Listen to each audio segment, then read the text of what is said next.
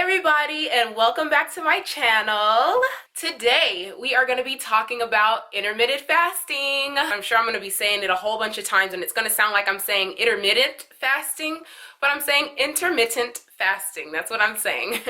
But if you don't already know about intermittent fasting, it is super simple. There are many different ways to practice intermittent fasting. What I'm going to do, just so you know, I'm going to link a video down below. This guy, he talks so much about IF and he really gets down into the details and the science. So I will link a video of his down below. This is the video that I share with my one-on-one coaching clients if they are interested in giving IF a try. Most people who practice intermittent fasting practice it daily. So they take daily fasts. It's pretty much basically just having a small window of time each day where you eat, and then you just fast the rest of the day. So you fast intermittently. Some of the pros of intermittent fasting and what drew me to trying it and what kept me here, there were just so many people talking about how miraculous it is when it comes to weight management.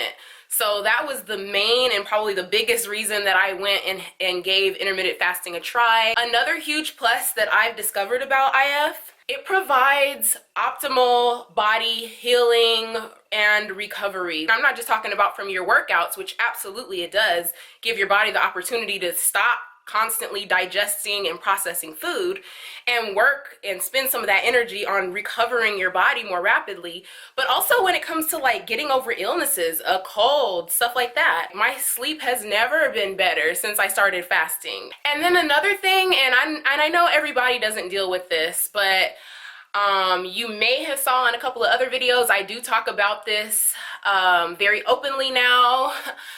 But I did have a food obsession, and intermittent fasting has helped me greatly. Before I would wake up, from the time I opened my eyes to the time I closed them at night, I was just constantly eating or snacking or thinking about eating, what's next, what's next, what's next. And it was just like a food obsession that I had. But when I started intermittent fasting, I knew that I had a window of time that I was going to be eating in. And outside of that window, like when I woke up, it wasn't time to eat. So, it's not time to eat. No need to think about food. So I would just move on about my day and think about other things. And same thing at night.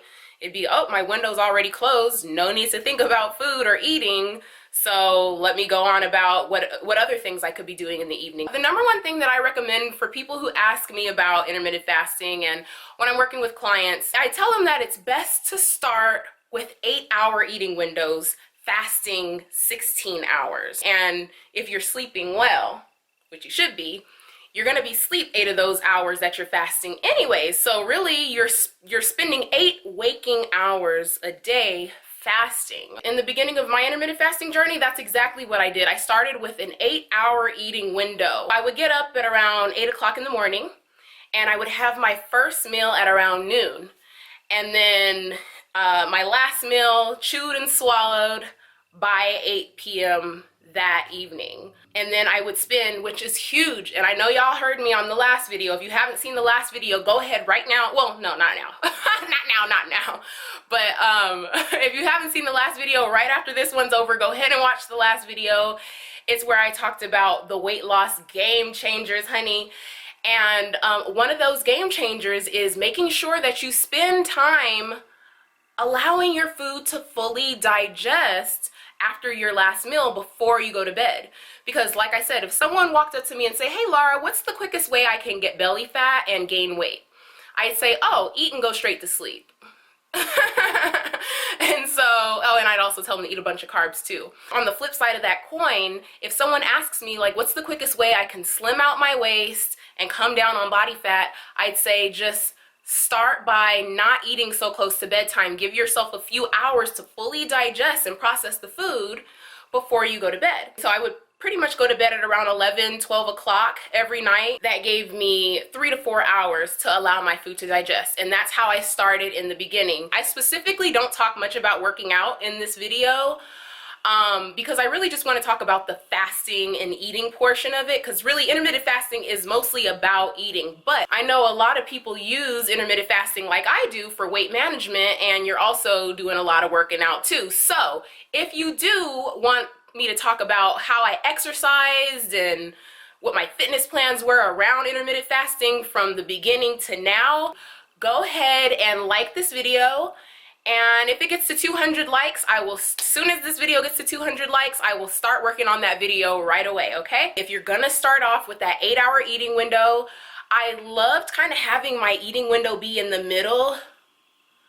Oh, excuse the sun. I loved having my eating window between, you know, kind of between my waking up and going to bed. So I had a few hours in the morning after waking up to kind of fast, to do a fasted workout and not obsess about food. And then I had my window, and then like I said, I was able to fast before going to bed. So I get a lot of questions about like, okay, so what do you do while you're fasting? Even some people have asked me, what do you eat while you're fasting?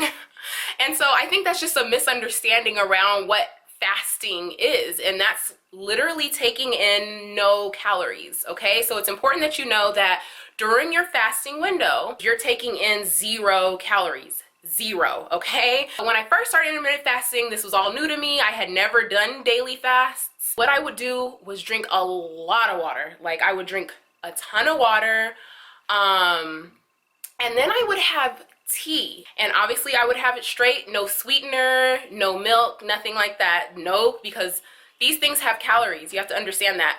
Even though the guy that's linked below, he does talk about like which sweeteners, if you're gonna have sweetener, which sweeteners are best to have while you're fasting. But I would have no sweetener, nothing, because I just didn't want to risk it. I didn't want anything to spike. I just wanted to be in full fasting mode. Or I would add a little bit of apple cider vinegar, which is okay to have while you're fasting.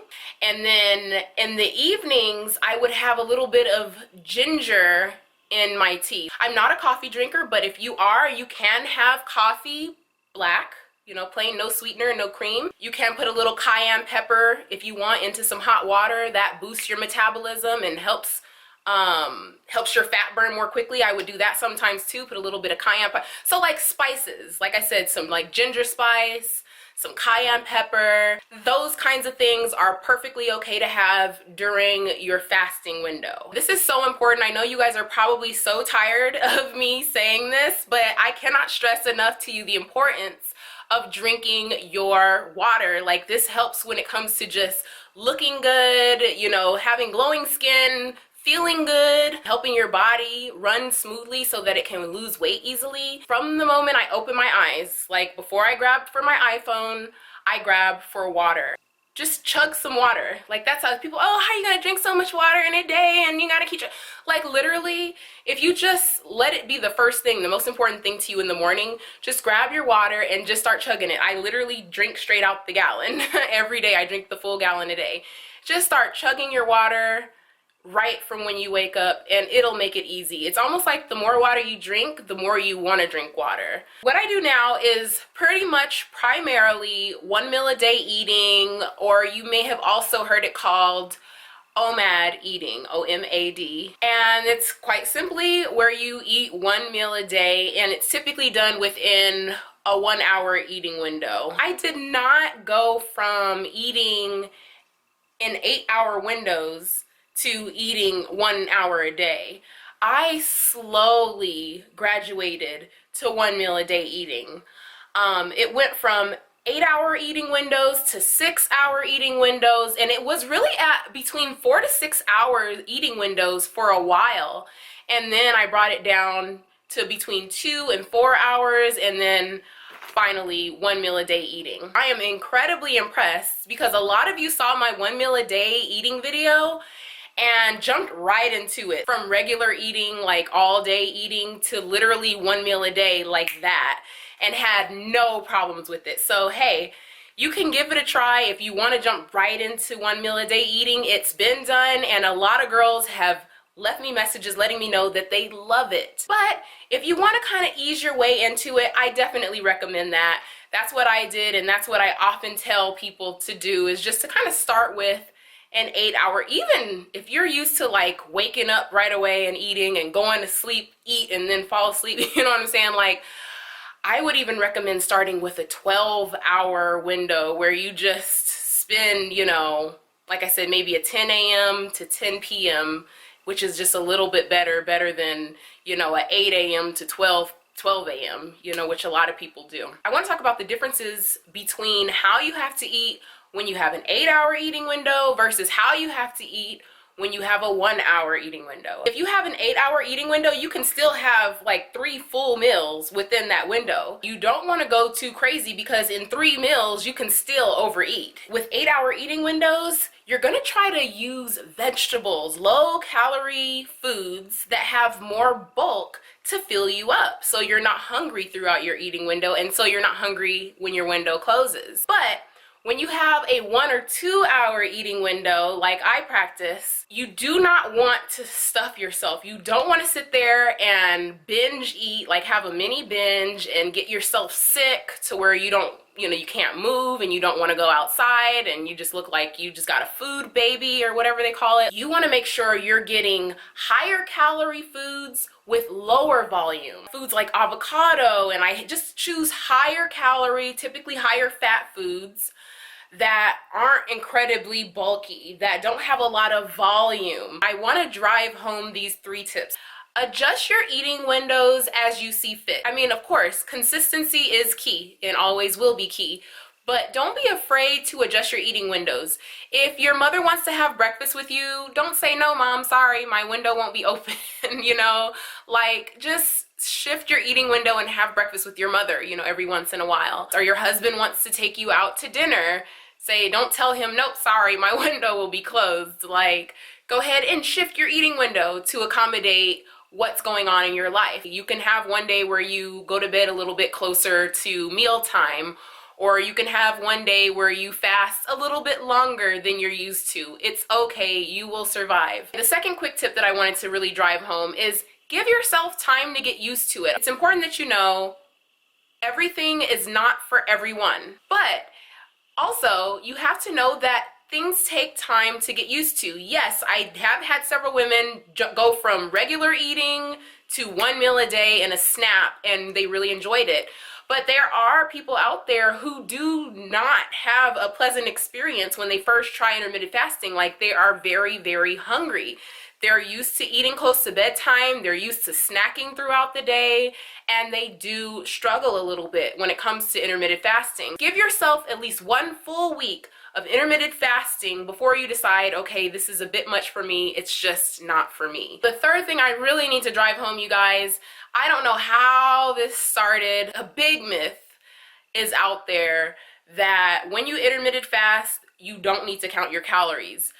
If you're trying to lose weight, my dear, you have to count your calories. I don't care what you're doing. Like, you have to know how much food you're putting in your body. That's not just to avoid overeating, but it's also to avoid undereating, because typically when you're on a weight loss journey, you're not only watching how many calories you're eating or how much you're eating, you're also exercising. So you want to make sure you're getting enough to sustain your body. You don't want to be starving yourself, because believe me, that has all kind of other issues attached to it. Even if you're not obsessive about every single calorie, you have to have an idea of how many calories you're putting in your body, okay? It's a myth out there that says, oh, when you're intermittent fasting, you don't have to count your calories because you're just gonna lose weight no matter what.